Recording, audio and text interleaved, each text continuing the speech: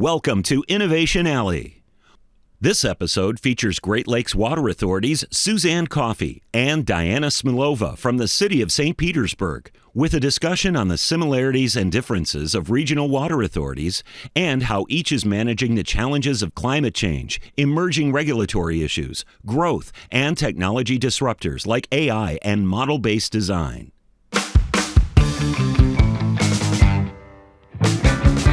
Good morning. We're in beautiful downtown Detroit, my hometown, and we have a very exciting topic today in Innovation Alley. We've got two esteemed leaders of our industry from different parts of the country, going to be talking about a lot of issues and the regional kind of nuances of how they impact each of your areas.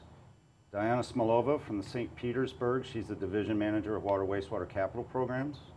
Came here yesterday or the day before and already enjoying the city.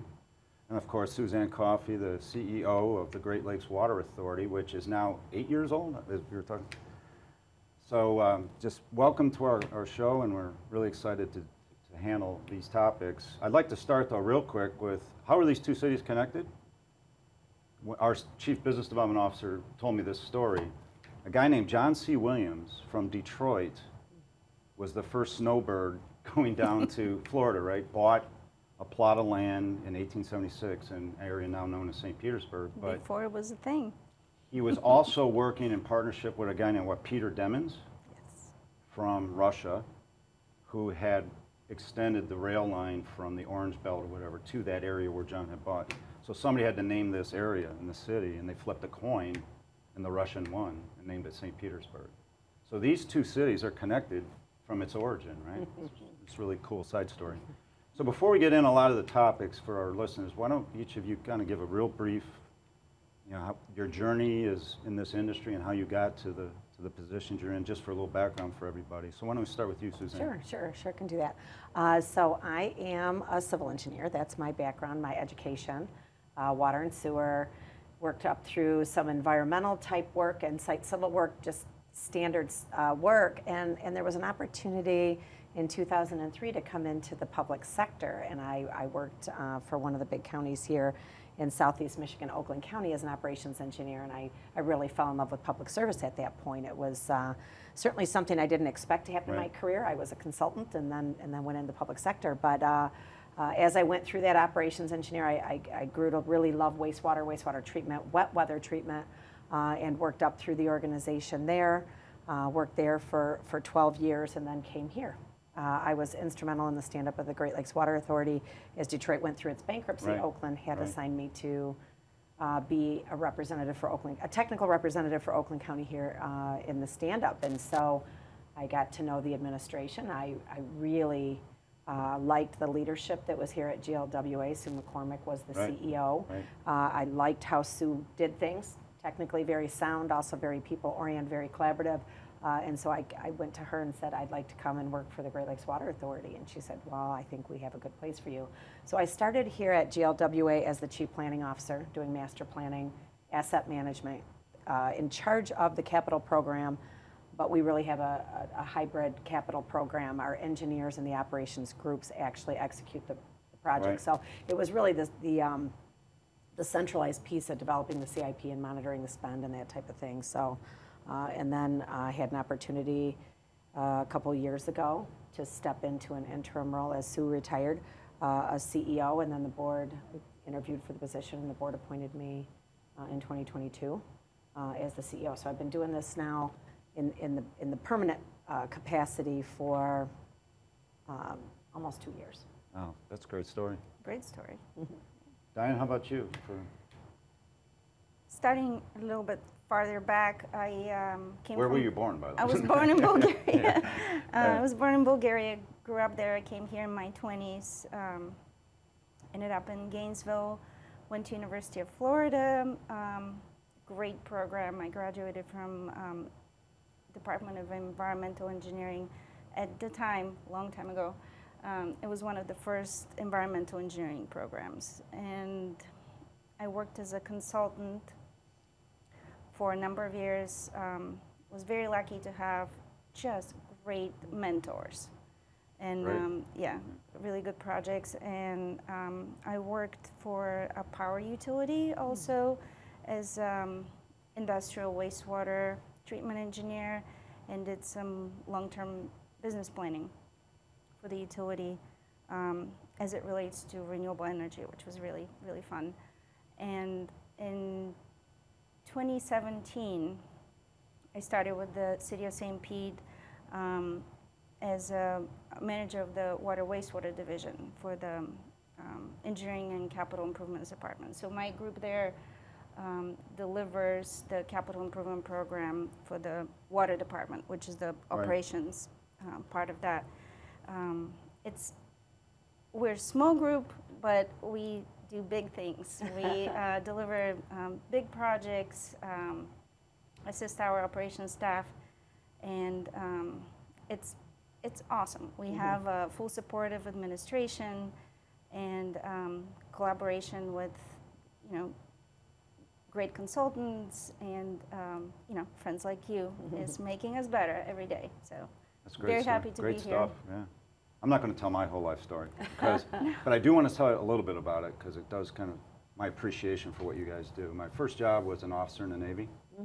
The second position with that was Public Works Director of a little base. When I'm 24 years old, I got 100-some people reporting to me.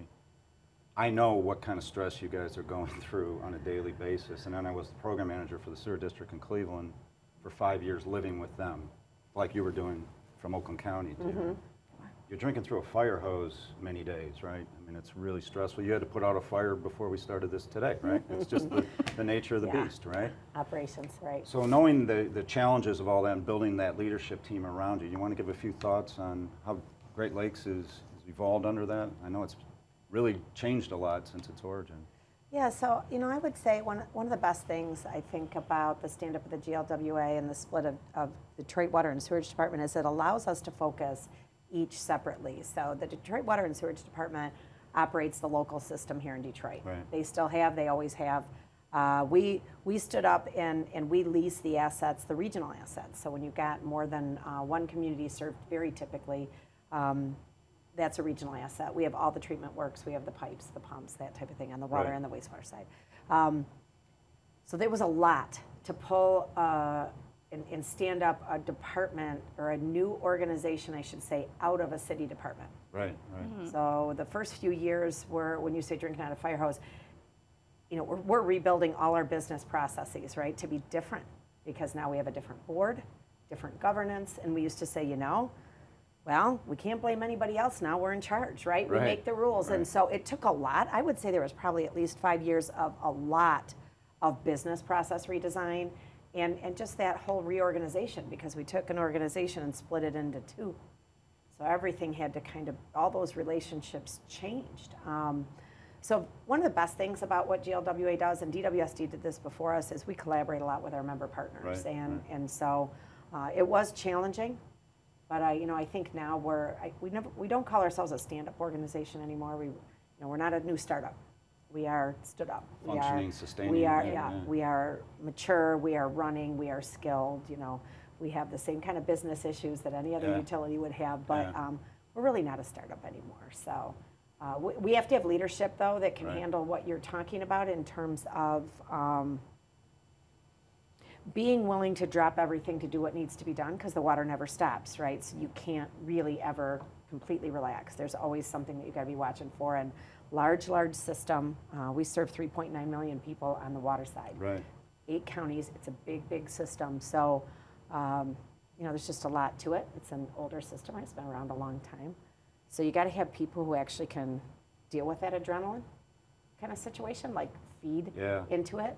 And I see that in our executive team when you talk about how do we get there, this drinking from a fire hose. It's funny you say that because we say that all the time. Yeah, it's common. You come into the organization and you're, oh wow, there's a lot here. It's a very complex system. Just for example, on the water side, I think we have 170 pumps in the system that we operate and maintain, right, up in 8 counties. Amazing, right? Yeah, so it's very complicated. So you got to have people who are willing to just jump in, who are willing to be there and willing to be in if you got boil water advisory, willing, on a Saturday afternoon or a Sunday morning, step away from their family and do it. And all this with you're changing the processes. We were doing it with the sewer district. We had an old saying, we got to get this stuff done, or we're trying to figure out how to do all this stuff.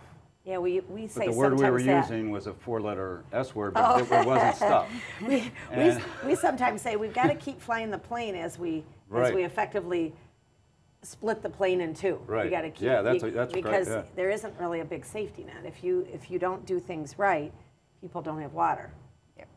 That's not okay. Yeah, no, Yeah, this is great. yeah. So Diana, you've got not a stand-up organization, but you've got the same kind of challenges building a leadership team around you, right? Yes. I mean, I walked into our organization with already great leadership, but we're constantly changing and improving our business processes, and we have the challenges that I think all utilities now do with people retiring, institutional knowledge, and in general, building a team that can handle the challenges. I think I was very fortunate because I was able to build my own team. And I think, personally, I believe that cultural and ethnic diversity, when you build a team, are just so important because Right. they represent our community and our workforce. So and we have to be a family that gets along, right? In order to in order to accomplish what we have to accomplish. So I guess that's my contribution, that I was able to, with the support of leadership, get a great group around With these me. great groups, the great teams that are built, the other challenge, you just mentioned it, and I hear this wherever I go around the country, these baby boomers that have evolved in these industries are retiring. The succession challenges of that, because all of this institutional knowledge with some of these old veterans are going out the door, right? I think you both said that you're experiencing that. So Yes. let's start with you. So how are you dealing with succession and the challenges and the opportunities? Yeah, so I think, recognizing that it isn't a blip, right? It's here to stay. That was kind of the first recognition that this is a permanent challenge for us to fill vacancies. Right? It's not something I've been in the sector a long time, as you have as well, and we have been talking about the baby boomers retiring for a couple decades, and we never really did anything about it. At least most utilities didn't. We kept inching toward that. So when COVID happened, and then we came out of the pandemic, it was here. And at first I thought, well, it's going to change, and then I came to realize it's not going to change. And the workforce is changing. Used to be utilities had pensions, right? We don't have that anymore. So we have to be more competitive with our total compensation package because we don't have that. And you're competing with other industry suppliers. We're right? definitely competing guys with like us. consultants, Yeah, right? yeah. Yeah. So one of the things we did, we stood up a resiliency team, very small, and we looked at our organization. I said, well, let's just pluck out a few of our very high functioning people and take them offline. Right. We'll backfill the positions they were in. So number one, that'll double the size of the high level functioning people that we've got in these capacities. And we really had like one at an engineer planner stage, one as a system operations person who operate that whole water and sewer system, and then boots on the ground, just a very, very high functioning field team leader, right? So we had kind of all those pieces and said, what do you think we need to do to get more tough? We need to be more tough. Resiliency is about toughness, and this piece of we definitely have redundancy in pumps. We're required to design our systems that way, but we don't have that kind of deep bench in our people. And your people. So the one thing that they came along, we said, so number one, you guys start training people. We had to take you offline. If we have an emergency, you can jump back in, but we need you to start training. We need you to start training these people. And one of the things they came up with that they're rolling out now, so we stood this team up about a year ago, is what they've decided to do is use the medium of video. So they're doing a family of institutional knowledge type videos, 20, 30 minutes, very conversational, much like this, where they take, okay, here's how the whole system works. Take these people who have that deep knowledge, talk through that. Here's how this pump station works. Or here's how when you have an operational challenge, you have to become basically an investigator. Right? You got to figure out what's going on.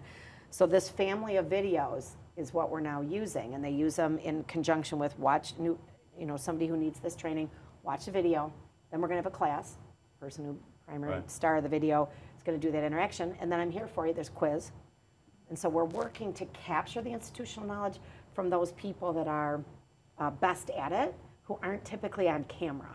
right? This is not what they do. So we didn't go to a polished video production as much as we went to something that was much more rough, but would be much more like if these people came into a classroom, right? And the people who are watching the videos are not expecting it to be a highly polished production, and they're fine with that because it actually feels more accessible. And they're taking quizzes off of these discussion-based training videos. So we have all of those things, and now we can go. If you go into a pump station or booster station, put a QR code in there. We all have mobile devices. Something that's happening now. Ruggedized tablets, that type of thing. You can scan the QR code and bring up the video. Exactly what you need So, to do. That's yeah, great. yeah. So, I mean, with all that's happening in the digital transformation, we're pulling it there too. So that's one of the solutions. Aside from taking these positions and saying we've got to, the people that we have who have all this knowledge, we need to bring them and set them aside and let them train the others. We can no longer do that, wait till they retire and then train someone. We can't do that. We got to pull them out now. So there is a dedicated, set of people that aren't doing front-facing operations anymore. I'm at the tail end of the baby boom, born in '62, so I'm looking at retirement, right? So we have to go through the same things. It is a huge wave of people moving out the door. Yeah, you kind of have to double up How on is St. staff. Petersburg challenging us? So you have recruitment and training is what I'm hearing Suzanne say are the key fulcrum points. Well, first of all, super impressive. This is how it should be done, right? We're doing something similar. We do write down, record, interview. Our operations people are wizards. Because they do, a hurricane comes, so how do we do this? We just make it happen. Just do it. Yeah. Write down, just do it. I mean, you can tell us what just do it means, right? So similar to you, our succession planning is done proactively. We have to hire, train, and it has to happen organically. It can't happen at the time of retirement, like you said. We do have multiple apprenticeship programs in the city, which are targeted to areas that need help, that need more operational specialists. We have a mayor's cadet program, which takes recent graduates from high school, community colleges that basically go in the field and see what these jobs are all about. And because we live it, we assume everyone knows it. That's not the case. And you're surprised when you see the glimmer in the eyes. Wow, this is cool. It is cool. We have high school, we partner with high schools and community colleges where they train operators. And that's how we recruit new For anyone talent. who might be watching us out there that's thinking about getting in this field, you're I hope hiring, so. right? I mean, Yeah. there's opportunities. Oh, for sure. So I have to give a plug. So I think that's really great that you're bringing those high school students in. So we've worked in that way too, but there's a couple things on the recruitment side. We also have apprenticeship programs. We've learned that we have to really build our own, right? You get the right talent in, and then we train them ourselves. But another thing that we've done is a new approach to our recruitment in terms of creating video content. Yet again, the generation of workers that are coming into the workforce are very savvy with media. Yep. So we've got to be out there in social media. We got to be out there, and we have to do things. So we did have a program, a recruitment program we're using. It's a video-based program that we're pushing out in multiple formats: social media, TV, even posters, types of things, where it actually shows the workers. This, where we say this is who we are, and it shows that. You talked about the fact that they're wizards or they're experts, or to capture the essence of what these people actually do. That can capture the imagination of young people coming into the workforce, because it's a really purpose-driven career. People don't know it, but once you get in it, that's what really attracted me to it. This is really, when I get done with my career, I'm going to really have made a contribution to my community. And so to capture that, so our team, we have a small public affairs team that did this video on their own, and that's one thing we're seeing is we have to do more communication. We are just, we can no longer fly under the radar and say if nobody knows who we are, then we're doing our job right. We used to say that all the time. We can't say that anymore. We have to be out there. So those kind of public relations Well, you guys have a really proactive community outreach plan. You were describing yours too. And why don't you give a few thoughts on that, because these communities don't exist without water and sewer services. We can lose power for a week and everyone's fine. You start losing water for extended periods of time, and that's a life situation, right? Right, right. Why don't both of you talk about your outreach programs, because they're both very impressive. Thank you. We are in constant communication with our community. We are engaging them on a project level. By definition, by our practices and business practices, we have to engage the community at the conceptual level of design and then right before construction, and constantly looking for feedback. So I'll give you an example. We had recently completed a wet weather lift station, and we attended multiple meetings with the homeowner associations. We invited people from the community. We brought our apprenticeship program to tell them, to share their personal story. We put as a requirement that the contractor had an apprenticeship program of their own when they came here, that they make every effort to hire from the community. Involved a local artist that painted a mural on the outside of the lift station, which is now, a very Instagrammable spot. That's interesting. And it's blending into the artistic blending, community. yes, and it's not always pleasant. We get, we do have tough conversations, and we have to make sure that we make informed decisions. And by that we mean we have to consider the feedback from our community. Great story. I know you've got a great program too, Suzanne. Yeah, so we have kind of two different levels. I hear you talking about the community directly.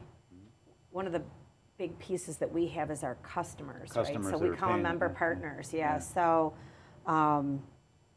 we serve 115 cities, villages, and townships. When you say customers, for those who might not know, it's actually the communities that you're serving leadership, paying, right? We're a wholesaler. So that's that. So Right. just like I talked about, City of Detroit has its local pipes. All of those 115 communities have their own local DPWs that serve. So we work in partnership They're your with customer. those, but our customers, our member partners, are the municipalities. Right. So we have a really robust outreach program. So this is something that's been going on for a couple decades at least. But GLWA believes in it. We have somewhere between 80 and 90 member partner meetings a year. So every week we have one. Every other week we've got two. That's got to be as much or more than any other authority's doing. Yeah, so it's big. The thing that's really good about it is we have a 6-member board from across these counties, and in the state of Michigan, the governor has an appointee on the board as well. And so we take it as our responsibility to settle tough conversations with our customers so that our board doesn't have to, because many of the conversations we have are very technical or very complex. So we work really hard at that level, so that by the time things come up to our board of directors, they're not sitting there having to get 7 layers deep into a detail because there's conflict. That doesn't mean we don't have regional differences of opinion, and that, but that's just like you said in the diversity piece. That's our strength. But so we work hard at that. So we have financial meetings, we have technical meetings where we have the engineers come in on the water and the wastewater side, 2 different meetings. Then we'll have meetings with the operators. What are wastewater best practices? What are your best practices? Many of our member partners have seen. The operators make more sense than the engineers. The operator, and then we can bring them together, right? Figure out how to make things happen. But even that public affairs piece, we have a communications work group too. Right. Because when we do have things that happen regionally, we want to make sure we're on the same page and we can share materials and lessons learned. And so we have that very large program. It's interesting when GLWA stood up, I had responsible charge over that program, and I went back to our customers and I said, well, you've got this board now represents the entire area. Do we really still need this program? And they said, absolutely, 100%.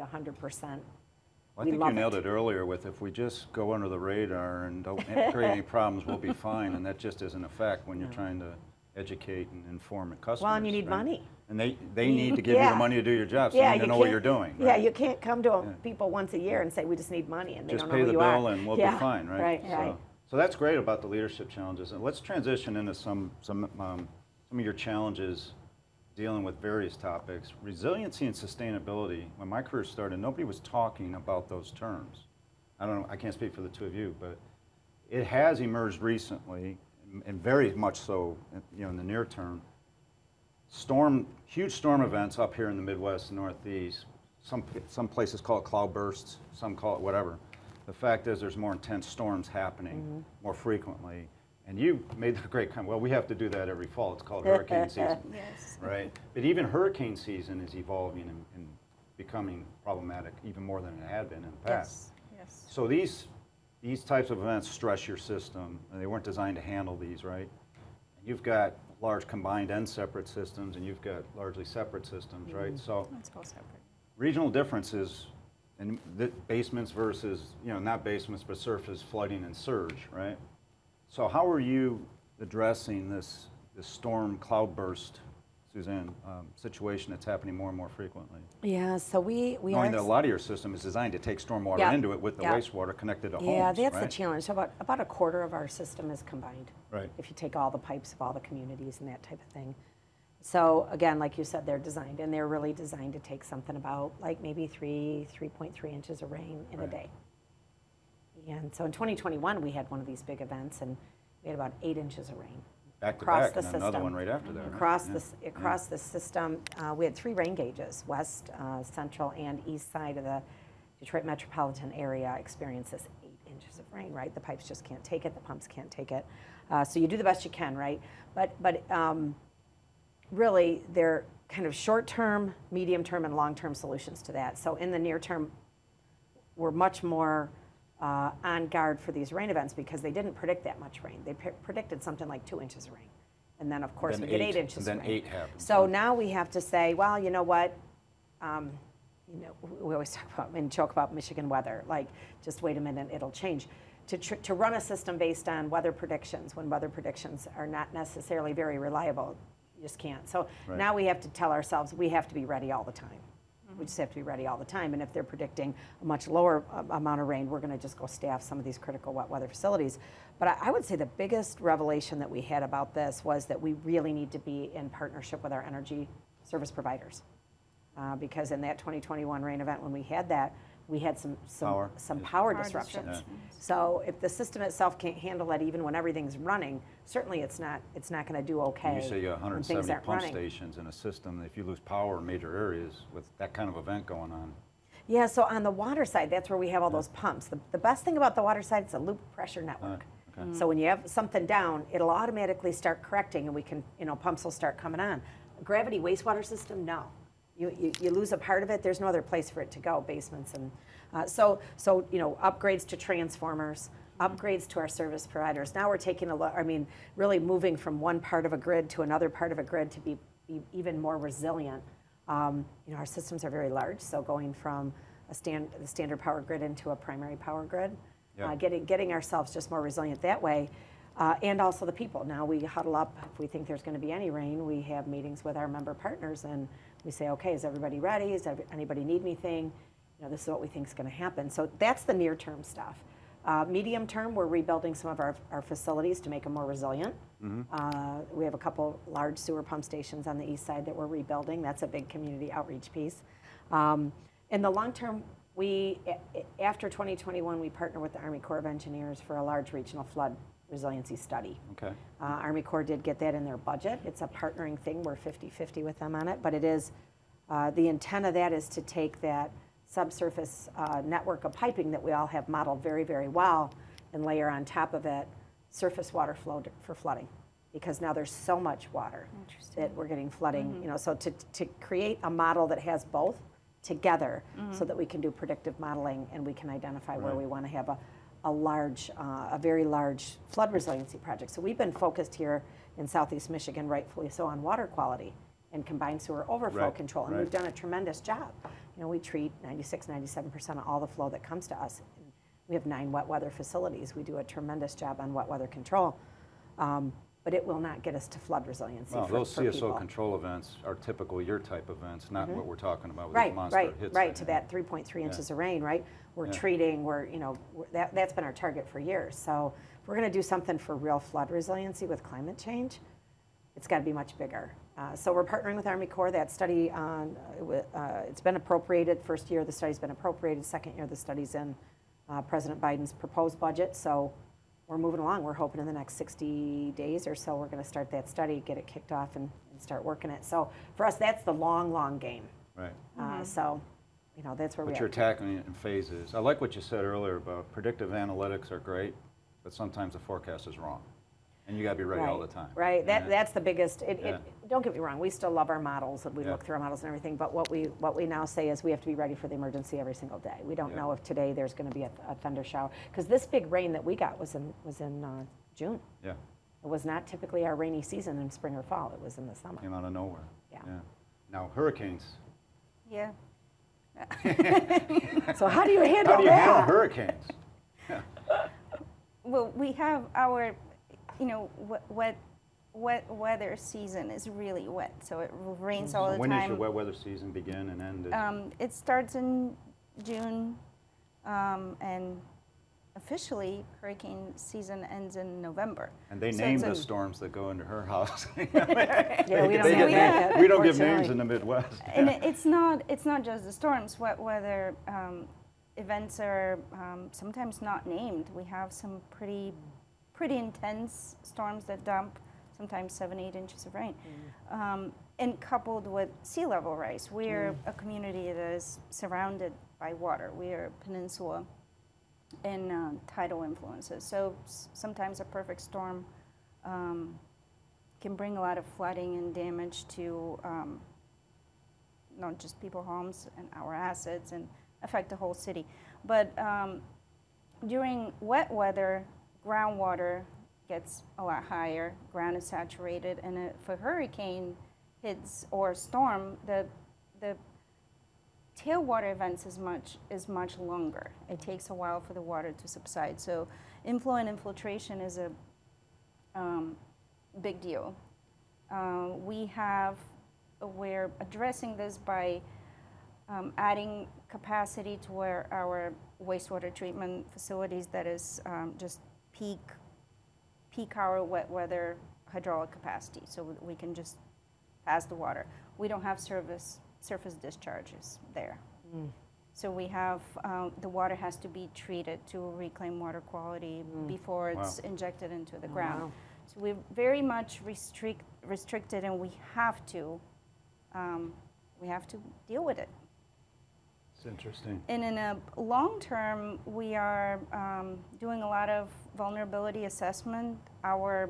Two of our 3 water reclamation facilities are at very low elevations to take advantage of gravity. Right. But they're also very vulnerable because of sea level rise and tide and also stormwater runoff. So identifying the most vulnerable part of the plant, those processes that absolutely need to be made more resilient, elevated, protected from flood, salt water, all of that. There's a lot of planning that The salt water that gets into the groundwater you're talking about. Tidal conditions, like you said, I was working on a project in New York where the tidal condition on the East River varies 8 feet a day, up and down. Yeah, gotta our design in. tidal differences are not as dramatic, but they're large enough that they can cause a lot of issues. How are you game planning sea level rise 100-year window? We're adapting. Okay. We are building our new infrastructure to be able to mitigate those threats, repairing and planning sea walls to be sort of modular so we can Adjust? adjust and, well, extend up. Extend, yeah, Not- yeah. They won't go down. And bridges, roads have to be elevated. It's real, it's happening. It's Yeah. happening. Yeah. That's great topic. So on sustainability side, energy usage and strategies for that, you were talking about biosolids earlier too. Yes, we were kind of pioneers in Florida. We have we commissioned a biosolids to energy facility where we harness the biogas from digesters and batch tanks throughout the process, and we clean it and produce natural gas quality renewable biogas.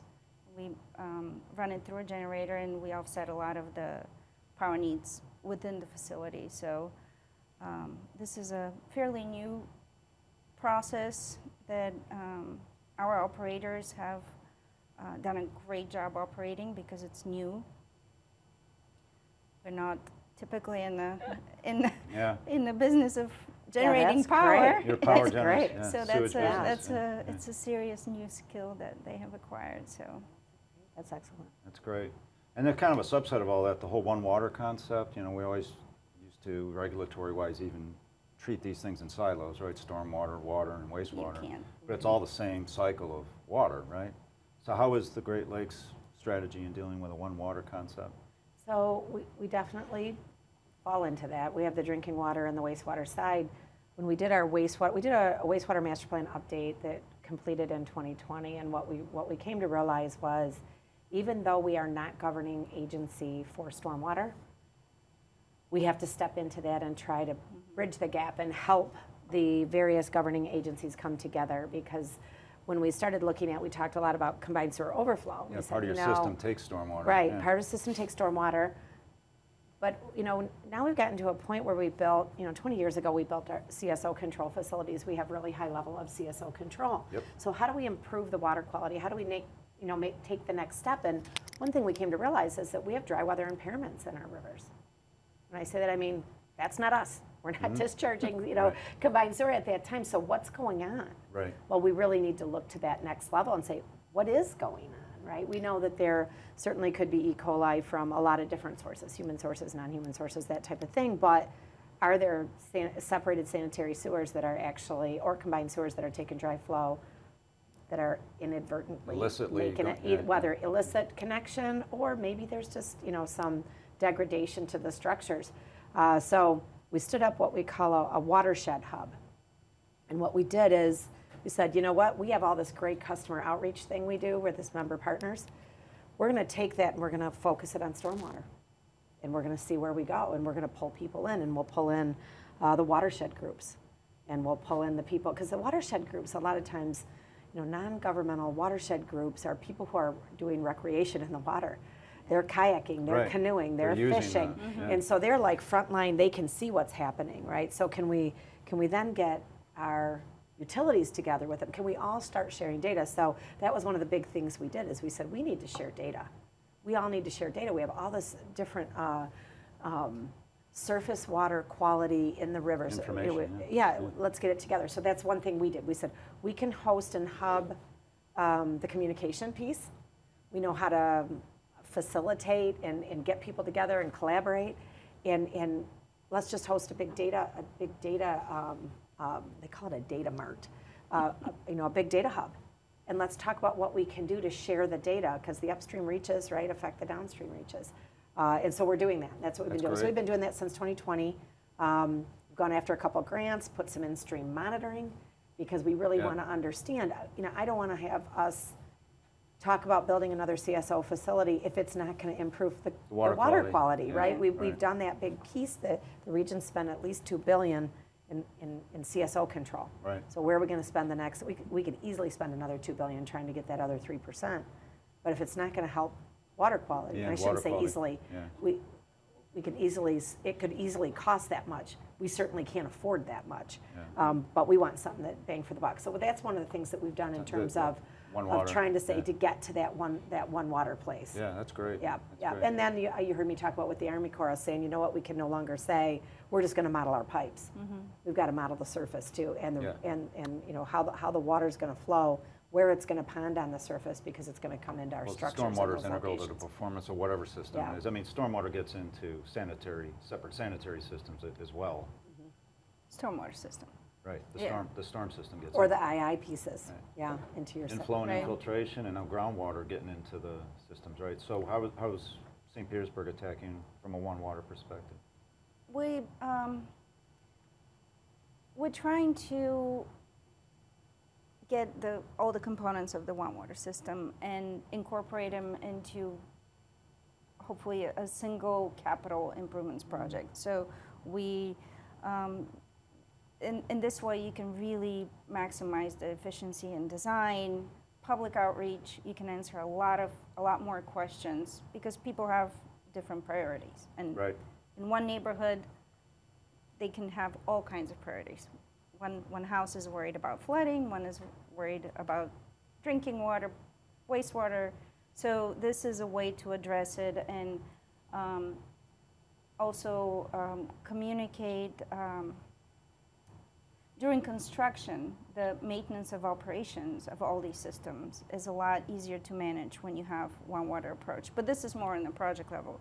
On the global planning level side, we have our St. Pete water plan, which is an integrated water plan that considers all of these components. And it's again, all of our decisions, we try to make data-driven decisions, which are very powerful and trustworthy. Right.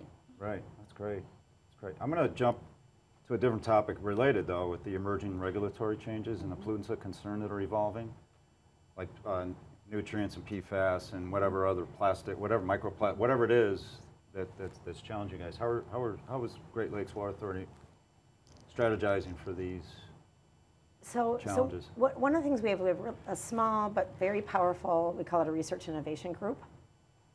And we put people in there who really know how to leverage the academic information for something that is effective for a utility. That's a hard bridge, right?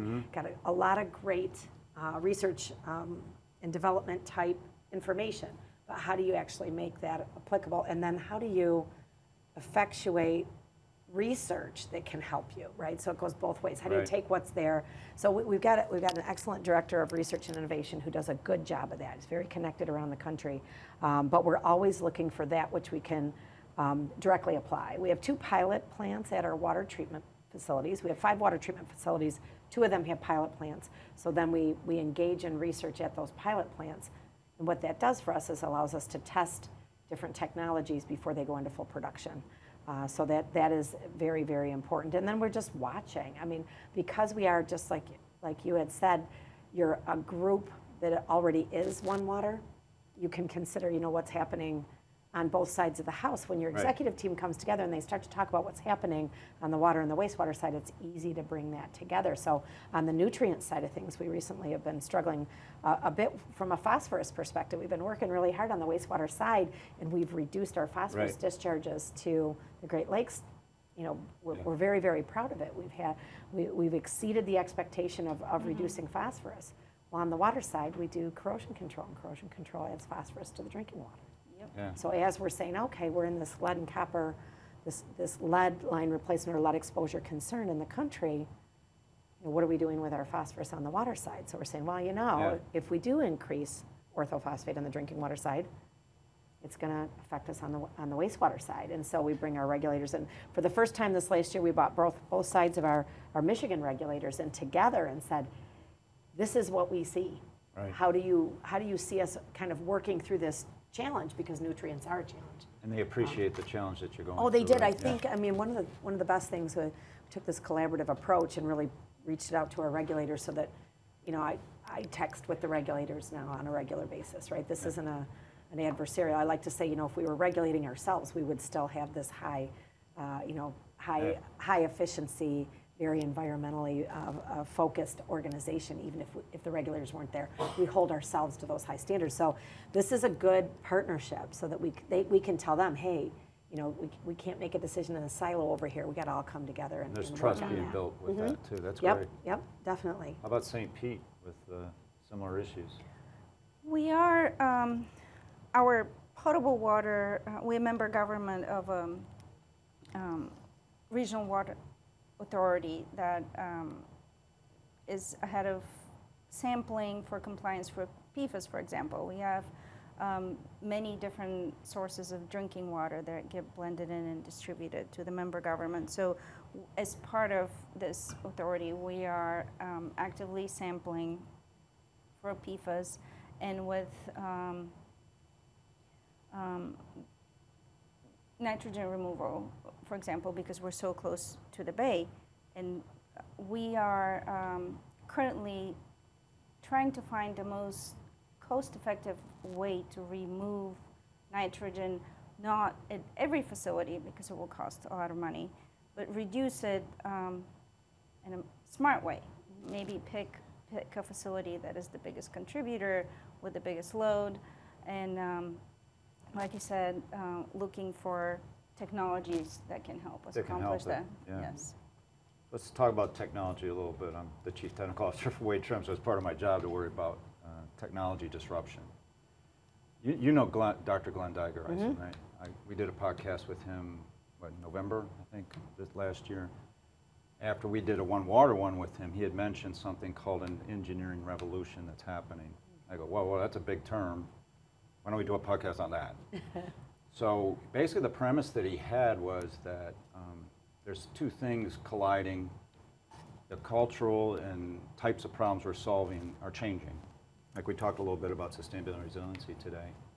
There is a shortage of engineers. There is a shortage of engineers for the need that exists. And the digital evolution of, when I do these college presentations, I show just since I was at Michigan State, what's going on with technology. Remember the TI-55 calculator was the big thing when we were in college. And now we're talking artificial intelligence and all kinds of other digital tools. So all those things are colliding, and it's creating kind of this disruption, right?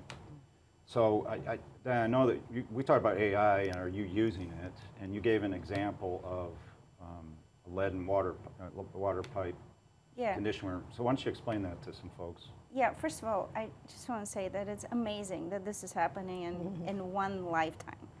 Yes, you tell know, me going about from it. I don't have to worry about it as much as I ask these kids to raise their hands when I go to college. Who's afraid that AI will negatively impact your career?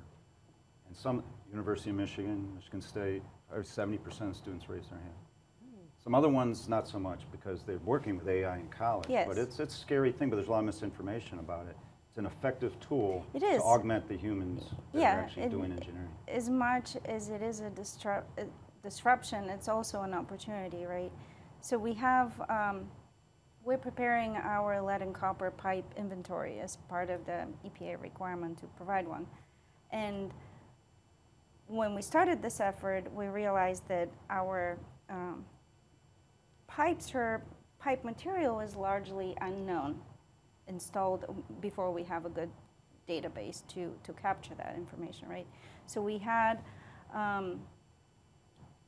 to actually go and confirm what the pipe material is, and when it was installed would have cost a lot of money and a long time to accomplish.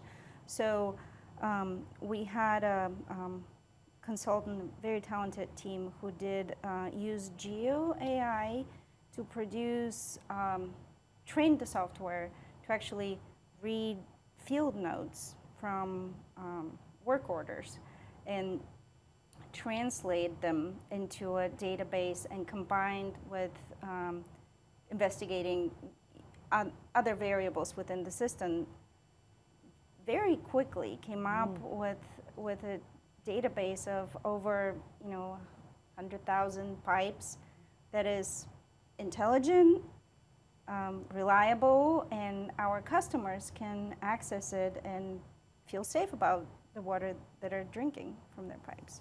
Yeah. So That's I think, It's a great example. I don't know if you've dove into that yet.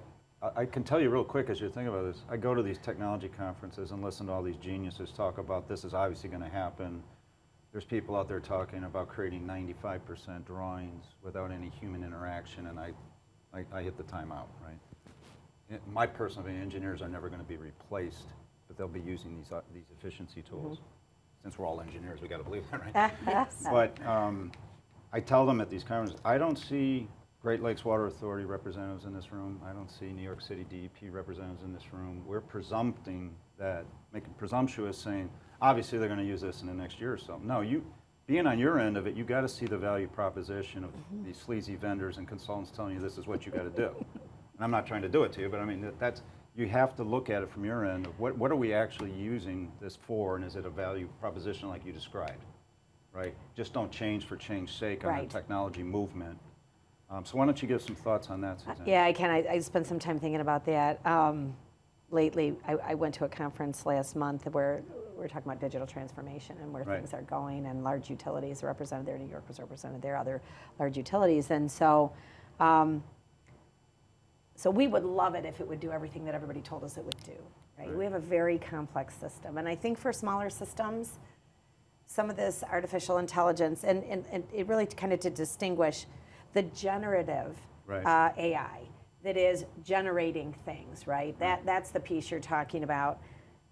We haven't seen that.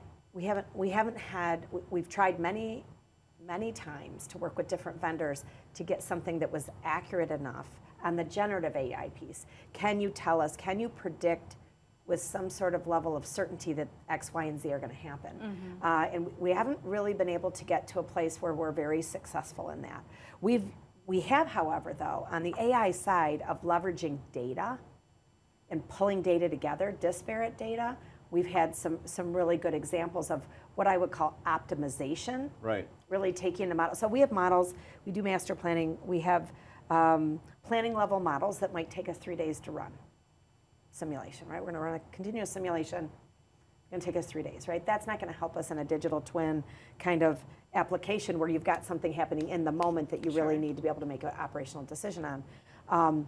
So we're still relying on those planning level models because those are the ones that are more accurate. We're finding more accuracy, right? They've been calibrated, and we know that machine learning should be able to pull all this information in, but our system's pretty complex.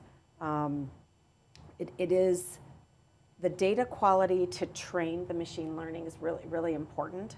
And we also have a very dynamic system. We're doing a lot of asset renewals. So, you know, there isn't like this nice little simple baseline that you can train the AI on. Sometimes that's, you know, very, very, very challenging to get that baseline because we're evolving so much. So we're using it to optimize, and I think we very successfully used it to optimize the generative piece. We're just not quite there yet, but we continue to try because we're very hopeful, like you said, that we're going to find it. I think it'll come alongside, right? It will, at least what I see, more as an advisor. At least for a while. It's an advisor efficiency tool that allows you to get to a starting point quicker. Because the human beings still have to stamp, this is what I'm accepting this accuracy. Yeah. And QA/QC is going to be a challenge with it too, but it is happening. It's going to revolutionize probably the way we do things. It's not going to replace the three of us. You know what I saw though was really, really interesting recently was we had a design done and they were working through the consultants working through the design, and they said, we're going to take your operators, we've got a 3D model, we're going to put these virtual reality goggles on them, we're going to let them walk through the facility. We did that. Yeah.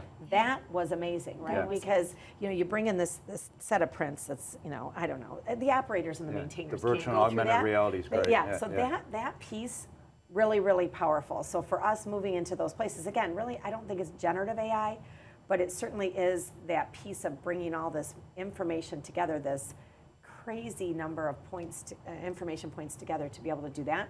That's transforming the way we do things too. That's what It it's is. good at, yeah. Excellent example. Yeah, I forgot Believe it or about not, it. Yeah, that's exciting stuff. We did a virtual during COVID. We met virtually with the goggles. Oh, with the virtual reality. With the virtual reality, Oh, wow. we walked through. It was a new influent pump station design, big structure, right? So it was really cool, and you could fly over it. You can go into the basement and turn on valves. You can graffiti the wall. It was really fun. that's cool. It was very cool. So that definitely is adding value today. We are hopeful that tomorrow, but I wouldn't say next year. We're going to keep trying this stuff until Well, we can see it's this. gonna evolve the way it's gonna But I evolve. don't think there's any doubt it's going to go. Oh, yeah, Right? We've there's got no we've doubt. got to get in it. We've got to figure out how we're going to Companies like ours have to get out Yeah. ahead of it, and we are. It's and put some constraints around it. Yeah, give Because it some the generative discipline. AI can be very, very misleading if you're not careful about where the sources come from. So I think there's just a lot there. I like to say Yes. add discipline to its approach that's because good. Rigor, that's yep. what we got to do. Believe it or not, we're at the close of this session. We've covered so many different topics. Would you like to offer a couple of closing words on advice you'd give to other utility owners? Or where we should eat dinner tonight? So from a utility owner perspective, you know, GLWA's basis of collaboration is big. Yeah, it is. And we really, it's an exciting time, as you had said, an exciting time to be in this space where we're starting to be recognized for the really good work Right. we do. So it's an exciting time to be here. We have to embrace it. And you got to get people who are willing to, you know, run 100 miles an hour to do this kind of work and get your word out there and really let people know who you are so that you Appreciate can it. attract Yes. those people into the workforce that are going to move you forward, because these people who are not afraid of AI, right, but understand there might need to be some discipline or rigor around Right. it, they're the ones that are going to take you forward into Yeah, it. Yeah. we're all in. How about you, Diane? Any closing thoughts? Yes, I would say that in the past few years, I've learned that communication with our end user customers, the ones that we're providing these essential services, is so important because they're demanding, rightly so, and it is our job not just to do our job as engineers and utility owners, but to explain what we do and solicit meaningful feedback for, so we can improve. I'm going through the same emotions I get towards the end of phases of my career, looking back, right? What have we done? And it's really important what we do. It's really important. So you've been a great host, bringing us here Thank to you. Detroit. Very happy to have you. She's very Thank impressed you. with the city. Oh, good. And Yeah, I'm the sure there's an city open. looks great. I'm sure Yes. there's an open Yes. invitation for Suzanne when she Absolutely. comes to St. Absolutely. Petersburg, 100%. That'd be great. probably in February. But thanks again, and this is a closed Innovation Alley. Thanks for being a guest today. Yes, Thank you We're for done. having me. thank you.